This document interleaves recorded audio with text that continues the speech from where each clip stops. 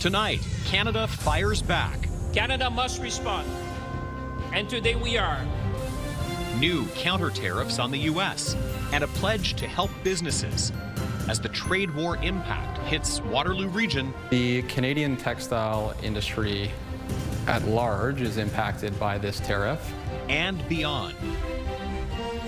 Down to the wire. I hit the brakes, but obviously it was too late, just by the time you see it. An ATV rider's close call and warning to other trail users. Plus, a Memorial Cup moment. Jack is our oldest living past president. A long time in the making. It's not that you're playing one other team, you're playing the whole country, actually. A man with some of the deepest Rangers history savors some time with the team's championship trophy.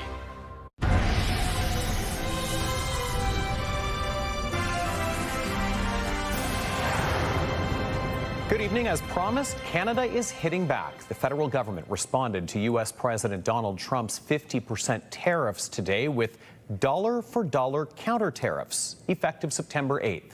The federal ministers who made the announcement said there will be a multi-billion-dollar package of measures to protect Canadian workers and businesses. CTV's Mike LeCouture begins our coverage tonight with more on the retaliation and details on what's affected. The LaPlante family has been in the metal roofing business for 3 generations. In that time, they've weathered a lot of storms, but this trade war feels different. We've been focusing and trying to grow our sales in the U.S. for the last 50 years, and now to see that disappear is quite a shock. It's why he and his son are welcoming the $7.5 billion support package from the federal government, including extra money for employment insurance. We're going to stand up for you. The federal government also released the nearly 700 products it's targeting in their dollar-for-dollar tariff package on American goods starting September 8th. Tariffs on U.S. steel and aluminum will go from 25% to 50%. Other goods seeing levies at that rate include perfumes and makeup and honey, among other things. Seafood products, cheese, and large kitchen appliances will be hit with 25% tariffs. We're also targeting products that will target states in the U.S. And so we're being wise and strategic to put political pressure. There will also be economic pressures on Canadians, and government officials couldn't put a number on how these measures will impact the economy on this side of the border. We will publish our estimate when we come to the budget 2026. But for the time being, I would say with the measures we're putting forward, this is really about supporting Canada, supporting worker communities and businesses. Now, to help businesses even more, Philippe Laplante would like the government to go one step further. Our Canadian government needs to be pushing that the hospitals, army bases, whether it's a school being built across Canada, is using Canadian steel by Canadian manufacturers here in Canada. The government is also expanding a number of federal loan and grant programs. Billions of dollars will be made available to fund shovel-ready projects for Canadian businesses. And the Canadian Chamber of Commerce says this help needs to be in place urgently. Mike LeCouture, CTV News, Ottawa. Included in Canada's countermeasures are tariffs on U.S. textiles. But on this side of the border, the recently invoked 50% U.S. tariffs are putting the squeeze on businesses, including a textile manufacturing company in Cambridge. And that's where CTV's Alexandra Hollick visited earlier today. Joining us now live with more. Alexandra, how is this company navigating those recently invoked tariffs? With caution, Tony. They say the constant back and forth, along with threats from the U.S., make for a volatile situation. And they're doing everything they can to ensure their future isn't hanging by a thread. A stitch in time saves 9 is easier said than done when it comes to the ongoing trade war between Canada and the United States. On Saturday, U.S. President Donald Trump slammed 50% tariffs on $20 billion worth of Canadian goods after negotiations between the two countries fell through.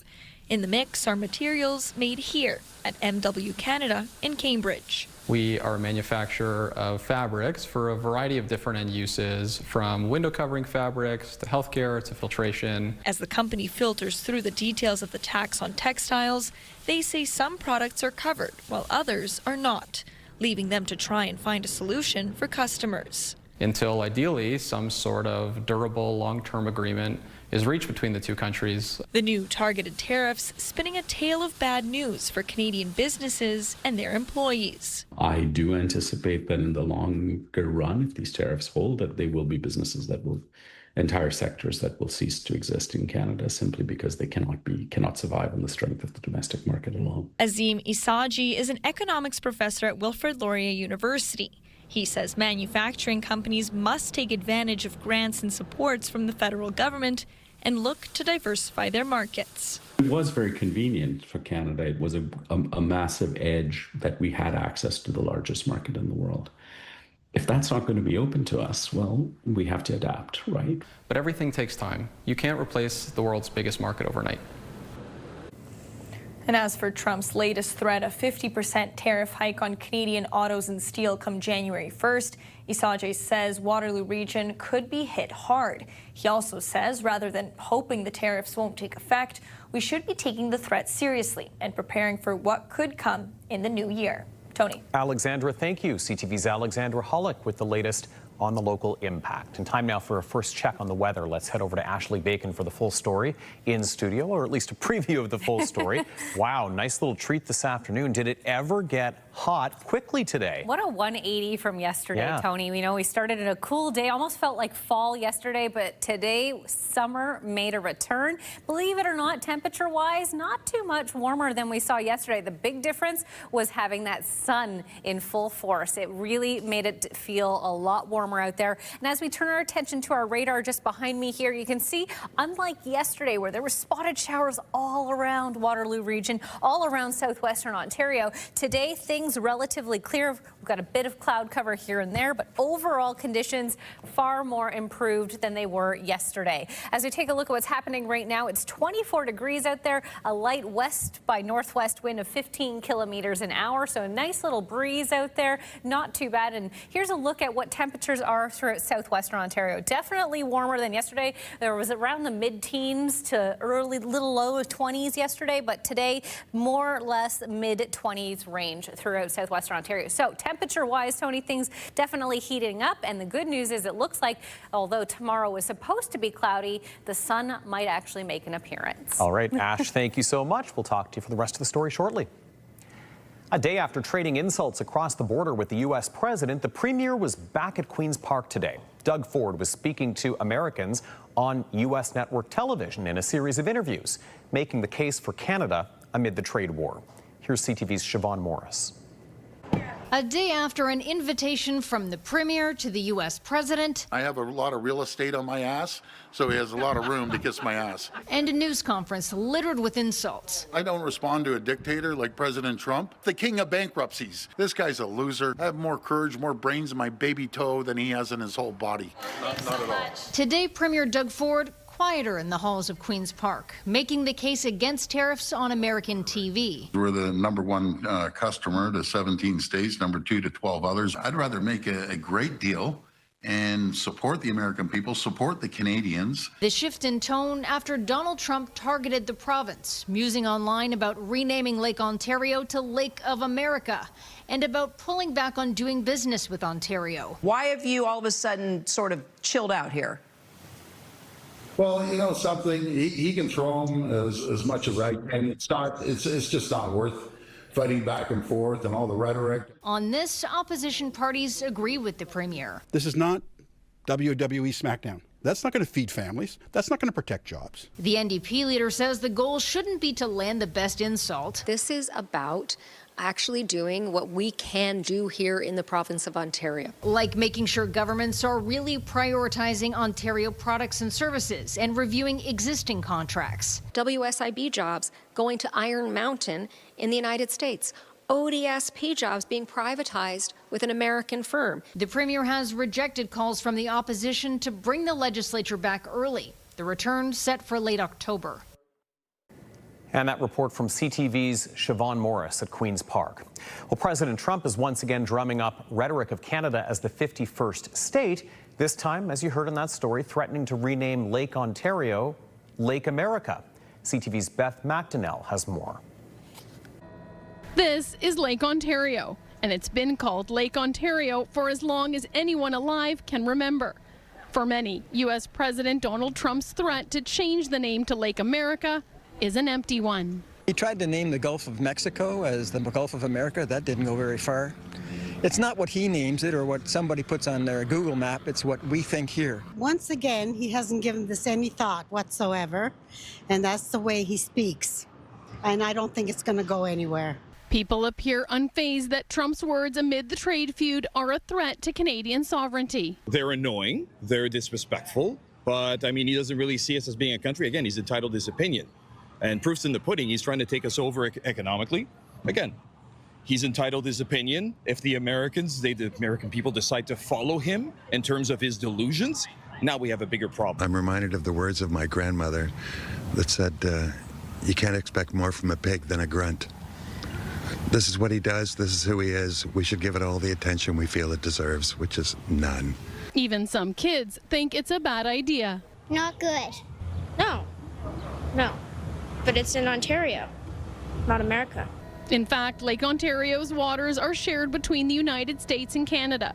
Its shores touch New York State to the south and east, Ontario to the north and west.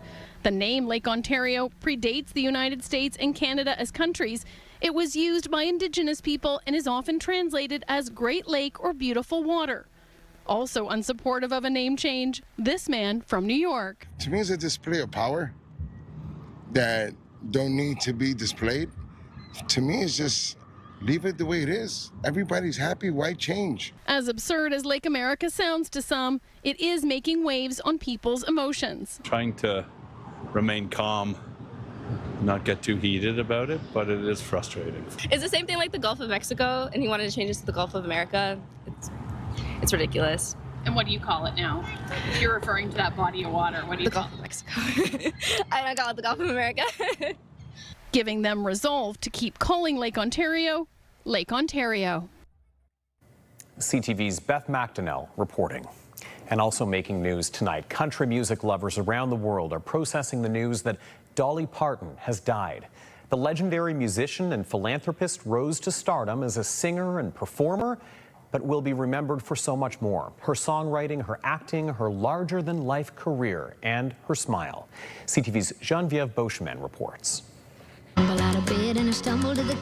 her outsized personality and hairdo, Dolly Parton lived her life in rhinestones. Just because I'm blonde, don't think I'm dumb. But down-to-earth empathy shone through in the music she brought to millions worldwide. I don't think about my life in terms of superstar. I'm just a working girl. I always say, and it's the truth, that I am a workhorse that looks like a show horse. Just days ago, she shared a health update with fans, saying she was dealing with issues, and that even though she was healing, she was still working.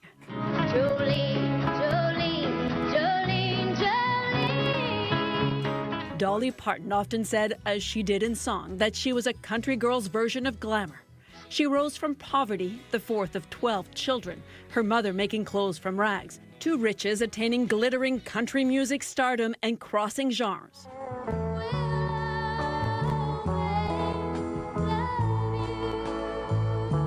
With her soprano voice, she delivered 25 #1 country hits, many of them she had written herself. She was one of the first women stars to write much of her own material. In the 1970s, her star rose. She delivered movies like 9 to 5, TV shows, and more hits. She was a country star inducted in the Rock and Roll Hall of Fame, and in later years focused on her charity work. Her husband, Carl Dean, died 17 months ago, a heartbreaking loss to Parton, who described their relationship as a great love story.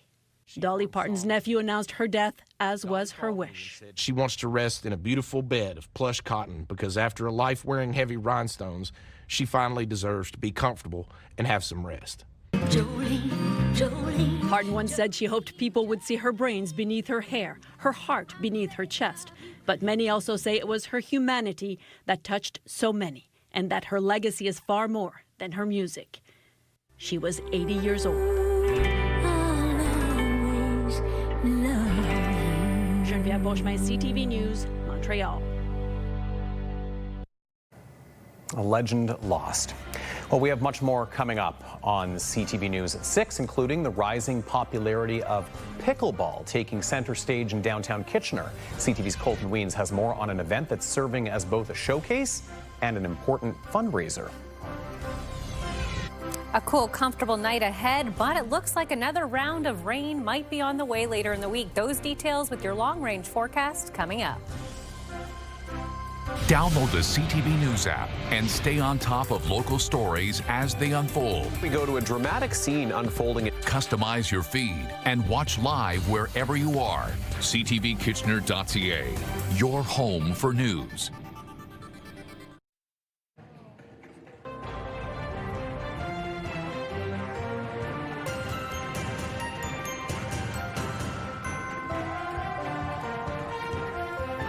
A man from Grey Highlands is sounding the alarm after finding a thin piece of twine strung at body height across an ATV trail where vehicles travel at up to 50 kilometers an hour or more. As CTV's Krista Sharp-Kilpatrick tells us, he says he was lucky, but others might not have been. Steve McIntyre is very thankful for the windshield on his side-by-side ATV. My wife was like, what the hell was that? And we got out, and then that's when we saw that there was like a piece of baling twine that had been tied between the gates there. Because if not for that, he and his wife Kelly may have had a very different ending to their Sunday evening date night in Grey Highlands. We ended up for dinner in Dundalk, and then we got on the rail trail and started heading north. On their ride back home, what appeared to be blue baler twine strung across the trail stopped them in their tracks. Just kind of last second, we could see looked like a wire or something across, and I hit the brakes, but obviously it was too late just by the time you see it. The couple immediately called police and then posted to social media in hopes others don't get hurt. If we hadn't been on the side-by-side and the frames are what took the impact, so that cut the rope. But if somebody had been on an ATV traveling at high speed, who knows, could have hit them in the neck, could have knocked them off, could have serious injury or death. McIntyre says they'll still go out and enjoy the trail rides, but this will always be on their mind. It was kind of scary at first. You're wondering what kind of people do that. And then at the same time, I'm glad that it was us that hit it and not somebody that didn't have protection. So hopefully it was just like a one-off. Hopefully it's not something that happens all the time, but at the same time, you want to let people know, and you don't want to see anybody get injured. Krista Sharp-Kilpatrick, CTV News. Protecting Ontario's drinking water is the focus of 2 days of training in Walkerton, where Ontario's worst drinking water disaster happened decades ago. CTV's Scott Miller reports. Water operators from as far away as Kenora are in Walkerton this week to upgrade their skills through mandatory yearly training. Safe drinking water relies on skilled operators, and not all those skills can happen in a classroom. So Maintenance Fest provides those practical, hands-on, direct using equipment opportunities and real-life scenarios that they can learn from. While most water system operators came from Southern Ontario to this year's training, Rick Sandy and Phil Tangi traveled 18 hours to be here from a remote Indigenous nation near the Manitoba border. I'm just hoping to learn everything that they provide, and hopefully it can help me in my own community, because I want to provide safe and clean drinking water for my people, right? Yeah. Where I'm from. It's not just municipal or Indigenous water operators here. John Bender operates a trailer home park near Durham.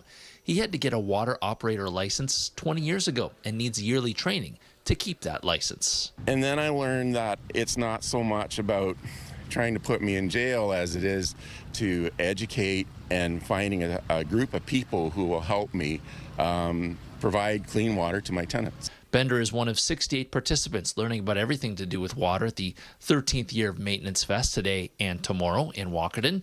Since the Walkerton Clean Water Centre opened in 2010, 125,000 people have been trained in water system safety in the very place where tainted drinking water killed 7 people. To me, it's ground zero. Well number 5 is ground zero. And so we do a tour. Whenever I bring operators here, or I bring them on tour, we go to well number 5, we go to well 7, we go to the monument, and we talk about the tragedy. Bender says now that the nerves have dissipated, he's eager to learn and network with Ontarians in the same boat as him, managing drinking water for others. I'm in the business of making people happy and taking care of people. In Walkerton, Scott Miller, CTV News. It's estimated 1.8 million Canadians are now playing pickleball. The game's growing popularity is on full display in downtown Kitchener in an event called Paddlepalooza, a showcase for the sport that's also a fundraiser. CTV's Colton Weens serves up the details. One of North America's fastest growing sports taking over downtown Kitchener. Paddlepalooza returning for another year at Carl's Air Square. We're seeing all types of people come out and want pickleball space. So we have different pickleball sports spots around town. Drop and play plus a tournament for anyone who signed up. The city says as the sport keeps growing, they're excited for new spaces to open to support recreation in the community. So we're adding more courts as a city out in our Cowan Recreation Center. We're having more pickleball spots. Montgomery Park in Kitchener is expanding to include more pickleball spots. So we're just seeing a high demand as we open up our streets and have people come out and play. We need lots of pickleball courts. That's where we started pickleball at RBJ Schlegel. He bought some Amazon paddles, and next thing you know, a few years later, it's our whole personality. A game that anybody can start playing. You know, not too competitive, you want that, but it also can be very competitive, you're into that, so it's different levels, right? Now, beyond the general fun of the games being played today, the tournament and event is also a fundraiser for the city-run program, Every Kid Counts, a program that helps kids with disabilities attend local camps here in the city of Kitchener. Last year they raised about $600 for us, which is great. It costs about $700 to $800 a week for us to have a staff in program. So basically this event is making sure that we have enough support for one camper to go to camp. Every Kid Counts has an annual fundraiser in May and takes donations online. Curtis says they're now in the fortunate position to provide the same level of service for the program, both in Kitchener and Waterloo. This past summer, we were at 250 weeks that we were able to support, and this summer we are looking about the same, which has also been exciting because we've been able to expand our programming. Colton Weens, CTV News, Kitchener. And here's a live look at that event still underway in downtown Kitchener, going on until later this evening. Good evening for it, too. It's really warmed up out there. A few clouds in the sky, but boy, when that sun has been out, has it ever felt warmer? Ashley's back with our forecast in just a few minutes. Also ahead, pricing out the impact of the trade war in big purchases. We're going to zero in on appliances and electronics. Next, though, another step toward a potential new nuclear power plant in southwestern Ontario.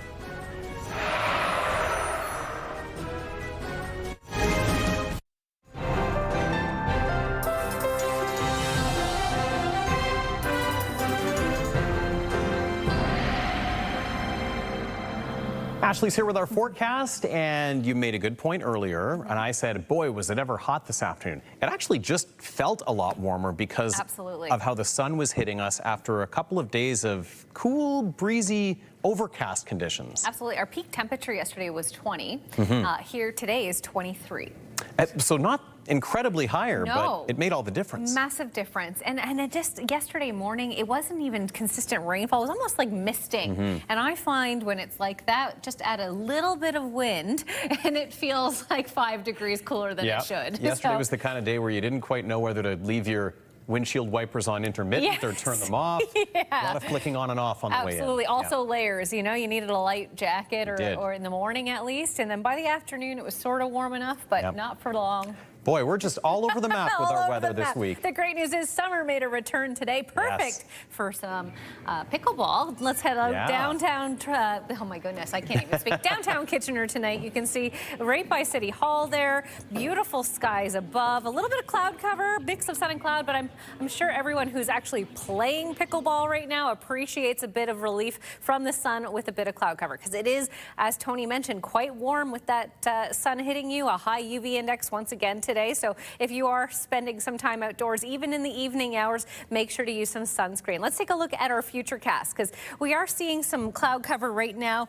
We are going to continue to see bands of cloud cover over the night. but we're not going to get much in the way of precipitation. Not until Thursday. It looks like Wednesday is going to be clearer than expected, and then come Thursday, another round of rain could be on the cards for us. Right now on the West Coast, so a beautiful day, 27 in Vancouver, mix of sun and cloud, 20 in Prince George, even Whitehorse, 16 with a mix of sun and cloud. In Alberta, 27 in Edmonton with nothing but sunshine. And through the Prairie Provinces, a beautiful day as well, 24 for Saskatoon and Regina, sunshine there. Thompson, a little bit of rain, but 25, so nice and warm there. Yellowknife, 18 with sunshine. Iqaluit, a bit cloudy today and 8 degrees. As we move through Ontario and Quebec, temperatures a little warmer than they were this time yesterday. 23 in Timmins and Sudbury, 22 in Ottawa with sunshine, 23 as well for Montreal. And as we push further east, St. John's getting a little bit of rain. That just started. 22 degrees there, though, so nice and warm. 20 in Corner Brook, 23 in Halifax with nothing but sunshine. Here in Waterloo Region, we're still sitting at a very comfortable 22 degrees out there.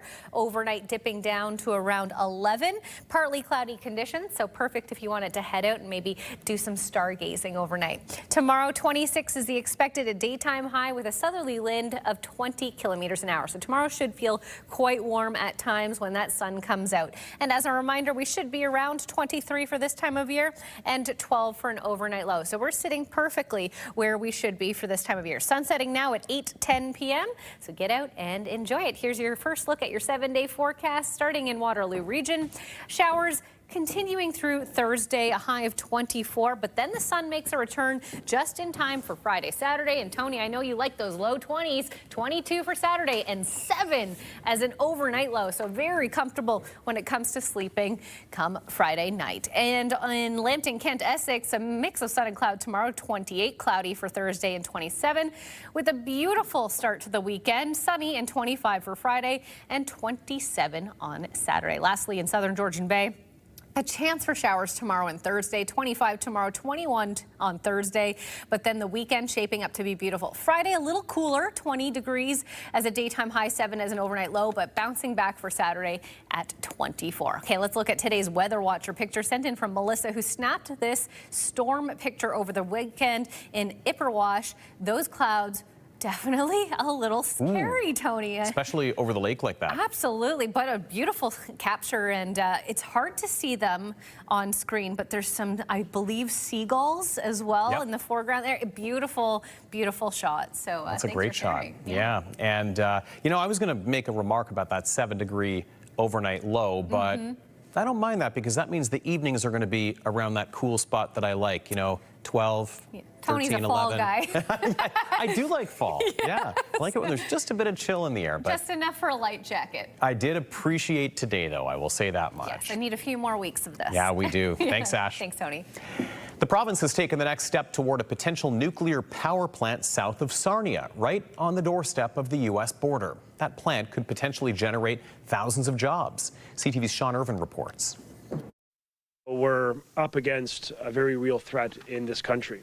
Against the backdrop of a U.S. power plant, Ontario's Minister of Energy and Mines announced the next stage of a plan to potentially build a nuclear power plant on the shores of the St. Clair River, directly across from Michigan. We don't need to be dependent on America, and energy security is important. Which is why the government has committed to providing $500,000 to St. Clair Township. The money is earmarked to pay for consultations needed in advance of any decision. The discussions will include First Nations leaders. Until 2013, St. Clair Township was home to the coal-fired Lambton Generation Station. When it closed and was later demolished, more than 400,000 jobs and $2 million in tax revenue vanished. Now, much more is on the table, but it remains talk, according to Mayor Jeff Agar. I would have liked to see it go up 4 years ago, but it's a process, right? While a small modular nuclear facility is the preference of the government, it has conceded a natural gas plant is among the options. The mayor is clear on his choice. The nuclear is the way to go. That right now is the way to go for jobs. As a sign of the past still stands facing the United States, the question now is, how long will it be before a new future can be built here? But we are motivated to move fast and get this project done. The minister conceded a nuclear facility could take up to a decade, but the payoff, he insists, would be worth it. Of jobs for young girls and boys today. It's about keeping them in the communities they were raised. Yet engineering and construction jobs will come sooner for the up to 900 megawatt plant. So this location already has the fundamental infrastructure advantages built in that allows us to move fast, because we cannot wait in this moment with President Trump's threats against the country. In St. Clair Township, Sean Irvin, CTV News. You might remember the line "millions of peaches" from a popular song in the 90s, but in Niagara this year there will be millions fewer. Just ahead, CTV's Spencer Turcott is pricing out the impact of some devastating weather on the popular Southern Ontario fruit crop.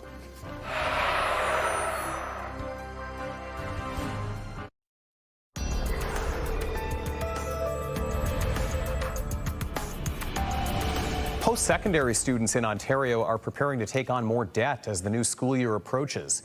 Earlier this year, the Ford government announced it would cut student assistance grants from 85% to a maximum of 25%. The rest will have to be paid back. It comes at the same time as the government ended a 7-year freeze on tuition. That allows colleges and universities to raise fees by up to 2% a year for the next 3 years. Some student groups say people are choosing not to further their education because of the cost, while the province says the change was necessary to protect the OSAP program for the future. Canadians continue to face higher food prices amid the ongoing trade war, meaning parents could be paying more to fill up kids' lunch boxes when they return to school. Things are easing, and we're also expecting a easier September as well. So vegetables are our savior right now. I mean, it's actually cheaper in the produce section. Of course, meat is still a problem. Bakery is actually quite affordable. Dairy is a non-story. So things are actually much better, easier to manage for families on a tight budget. September is also going to be the same thing. But the not so good news is that we are expecting a bit of an upswing when it comes to food inflation starting in October until the end of the year, an increase of maybe 6 to 7%, unfortunately. Despite a slowdown, July marked the 18th straight month that grocery prices continued to outpace overall inflation. As we heard earlier, there will be a number of industries affected by the counter tariffs that were announced by Ottawa today. And all of this as Canadians are encouraged to shop Canadian. So what does it mean for consumers?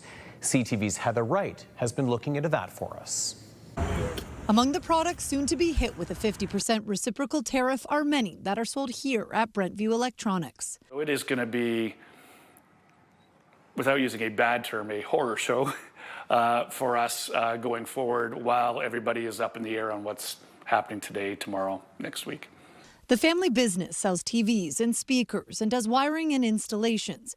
Sonos is our bread and butter. It is the app. Steve DeWeerd says with costs up in general, another spike will likely keep many would-be customers on the sidelines. If there is a 50% cost on wire that we put in new construction houses or renovations, it's going to bring the whole budget up and might put the average consumer on a holding pattern. More than 800 different products were included in a list released by Ottawa, from fish to appliances to carpets. U.S.-made cosmetics will also be tariffed, including nail polish. Stella Pham just opened this nail salon in Toronto and hopes she won't have to raise prices for her customers. We will make the best way to make this client feel happy about it, and we feel happy about it too. Also on the list, vital materials for infrastructure, including fiber optic cables, network cables, and building materials. Whether people are building homes or developers are building homes, or whether they're looking to build data centers or universities, I think those things are going to be changing the way that we look at expenses in a big way.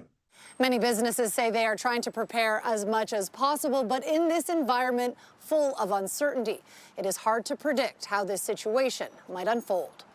Heather Wright, CTV News, Toronto.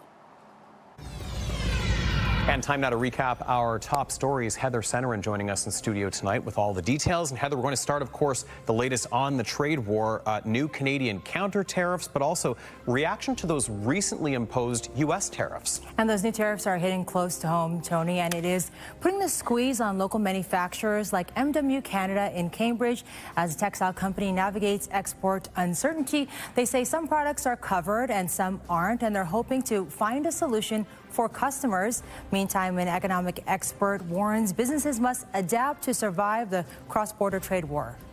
And Paddlepalooza is taking over Carl's Air Square today. The tournament hitting downtown Kitchener brings players of all skill levels to showcase the sport that is growing in popularity. It is also raising funds for Every Kid Counts, a city program helping children with disabilities attend local summer camps. And they've got a good night for it down there in Carl's Air Square. Heather, looking at what our digital team is working on, a story about a Guelph man accused of defrauding employers of money.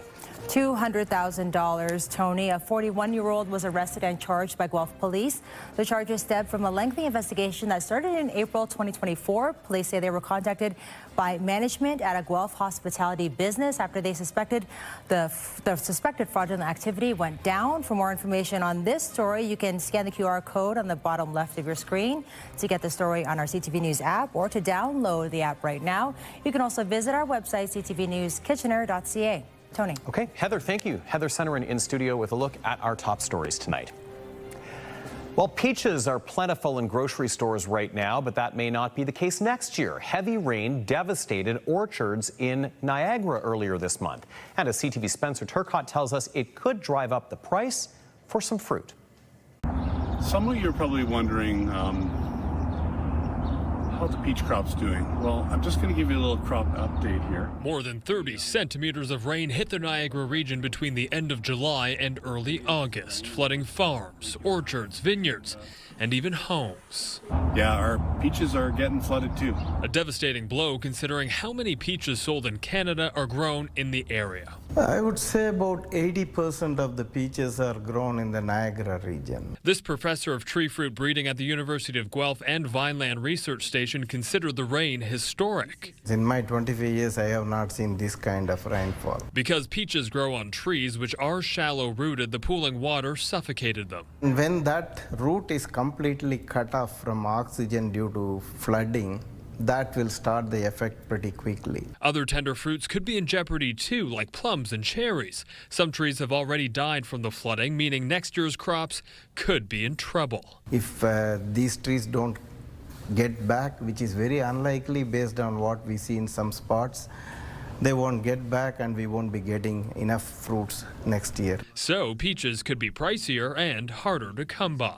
It could be 20%, that only time will tell. Now growers are focused on making it through the rest of the season without getting waterlogged further. We had a heavy downpour on Saturday night. So that already has raised a little bit of pressure on our side, and we just hope we don't get one more big downpour for the next few weeks. So while local peaches may seem sweet now, the price next year could leave a sour taste in consumers' mouths. Spencer Turcotte, CTV News, Guelph. The Guelph Griffins are getting a Super Bowl champion boost. Coming up later on the show, Luke Wilson heads back to the gridiron as a specialty coach with the squad.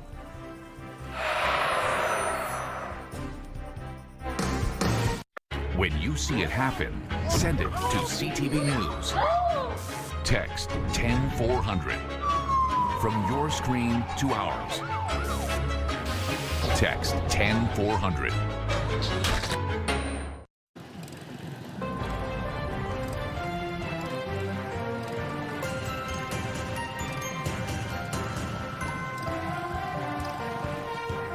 The end of August means football season is really just around the corner, and a familiar face will be on the coaching staff when the Guelph Griffins kick off their season this weekend. Former NFL player turned TSN analyst Luke Wilson will be leading the team's tight end squad.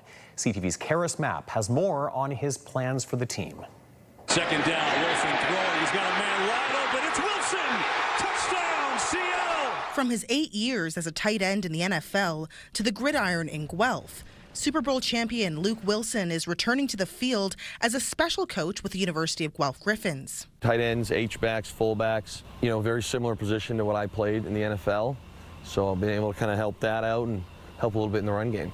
Wilson says he likes what he sees as he helps to get the team game ready for the upcoming season. Guelph's got a really good operation going on here. I think that's a big credit to Coach Mark and also the alumni here. Like, they got a very nice facility.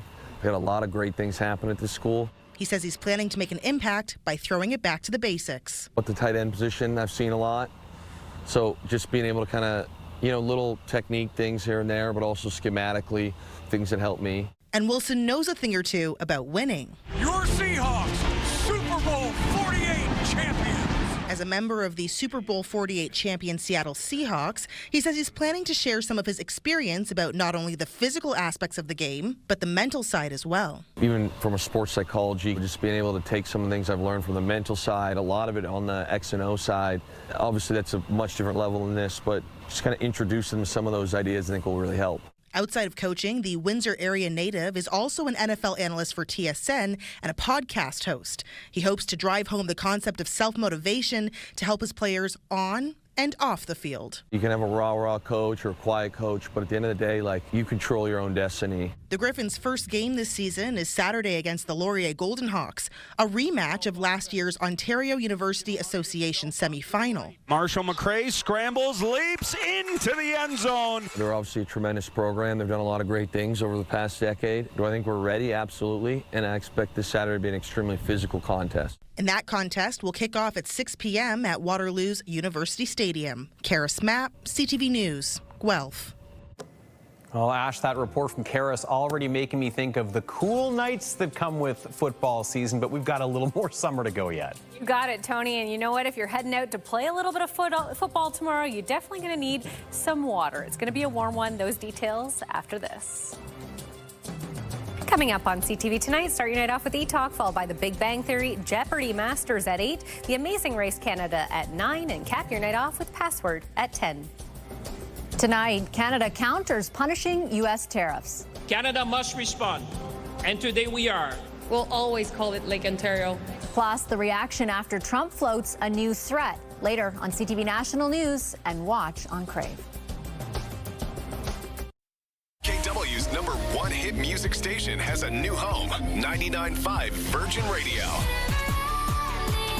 Wake up with Jeff, KP, and Backstage Ben. Listen to 99.5 Virgin Radio everywhere with iHeartRadio.